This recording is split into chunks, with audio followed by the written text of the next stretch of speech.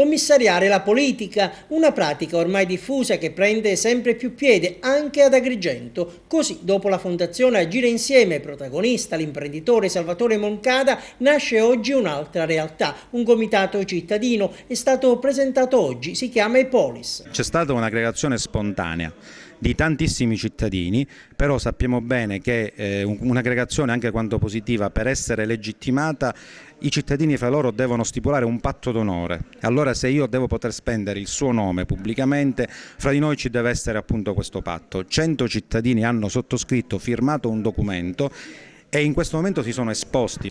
Lui è Paolo Minacori, portavoce del comitato, ex assessore nella prima giunta Zambuto. Il presidente di Epolis è una donna, Pierangela Graceffa, imprenditrice, vicepresidente di Confindustria, che prova a chiarire subito la natura di Epolis. Un comitato che è aperto a tutti, composto da uomini liberi, trasversali, che non sono etichettati da nessun stemma politico.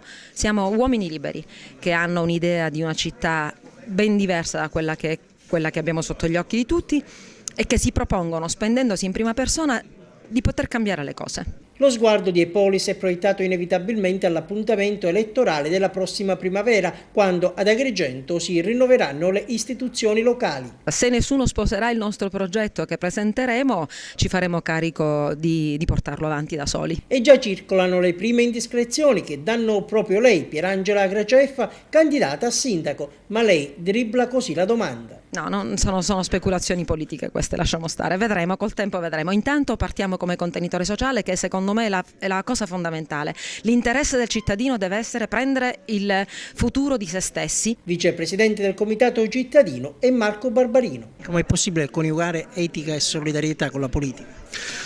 Ma la politica nel vero senso della parola è questo. Poi chi governa magari non ha applicato né etica né solidarietà, ma ripeto, la politica nel vero senso è proprio questo. E allora sicuramente la classe dirigente deve dare queste risposte, la nuova classe dirigente può dare queste risposte.